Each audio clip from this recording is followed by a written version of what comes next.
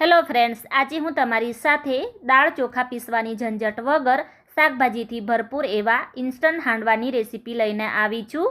અને આ હાંડવો ખાવામાં એકદમ ટેસ્ટી અને સોફ્ટ એવો બનીને તૈયાર થાય છે. ઠંડો થયા પછી પણ કોરો પણ નથી લાગતો અને કડક પણ નથી થતો. તો તમે બાળકોને લંચ બોક્સમાં પણ આપી શકો છો. તો ચાલો બનાવવાની શરૂઆત કરીએ. તો અહીંયા તમારે કોઈ પણ એક માપ સેટ કરી અને તમારે સામગ્રી લેવાની. અહીં મેં એક વાટકી મીડિયમ ઝીણો ચોખાનો લોટ લીધેલો છે અને અડધી વાટકી મેં ઝીણો રવો લીધેલો છે. જો તમારી પાસે મીડિયમ ઝીણો ચોખાનો લોટ ના હોય, એકદમ ઝીણો લોટ આવે છે તે હોય ને, તો અહીંયા તમારે એક વાટકી ઝીણો રવો લેવાનો અને અડધી વાટકી તમારે અહીંયા ચોખાનો લોટ લેવાનો. અને જાડો રવો હોય ને તો એને તમારે ગ્રાઇન્ડ કરી અને આ રીતે ઝીણો રવો તૈયાર કરી લેવાનો. અને એક વાટકી અહીંયા મેં તૈયાર જે ઝીણું બેસન આવે છે ને તે લીધેલું છે. હવે હાંડવા માટેનું આપણે ખીરું તૈયાર કરીશું. તો એક વાસણ લઈશું, એમાં ત્રણેય વસ્તુને ઉમેરી દઈશું અને સાથે જ જે વાટકીના માપથી બેસન એવું લીધેલું છે ને એ જ વાટકીના માપથી પોણી વાટકી તાજું અને મીડિયમ ખાટું હોય ને એ રીતેનું દહીં ઉમેરી દહીંને પહેલાં આપણે સારી રીતે મિક્સ કરી લઈશું. પછી જરૂર પ્રમાણે એમાં થોડું થોડું પાણી ઉમેરીશું અને સેજ જાડું હોય ને એ રીતેનું જેનું આપણે ખીરું તૈયાર કરીશું, કેમ કે પાછળથી શાકભાજી ઉમેરીશું અને શાકભાજી મીઠાના લીધે પાણી છોડશે એટલે ખીરું સેટ થઈ જશે. તો આ રીતેનું ખીરું તૈયાર કરવા માટે મને 1.5 વાટકી જેટલા પાણીની જરૂર પડી છે.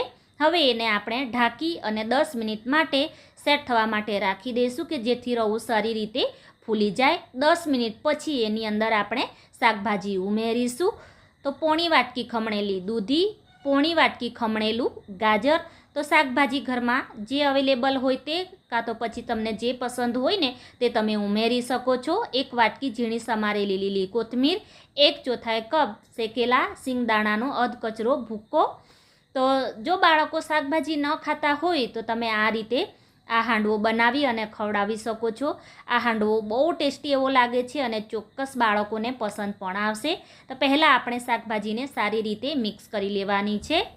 શાકભાજીને સારી રીતે મિક્સ કર્યા પછી મસાલા કરીશું. તો સ્વાદ પ્રમાણે મીઠું, 1 મોટી ચમચી આદુ લસણ અને મરચાંની પેસ્ટ, 1 નાની ચમચી ધાણા જીરું પાવડર, 1/4 ચમચી હળદર ઉમેરીશું. તો અહીંયા મેં લાલ મરચું અને ગરમ મસાલો નથી ઉમેર્યો, તમારે ઉમેરવું હોય તો ઉમેરી શકાય. હવે હાંડવાનો સ્વાદ વધારવા માટે વઘારિયામાં 1 મોટી ચમચી ગરમ તેલમાં અડધી ચમચી રાઈ, 1 ચમચી સફેદ તલ, 1/4 ચમચી હિંગ અને 5 જેટલા મીઠા લીમડાના પાનને આ રીતે ઝીણા સમારી ઉમેરી અને આપણે વઘાર રેડી દઈશું.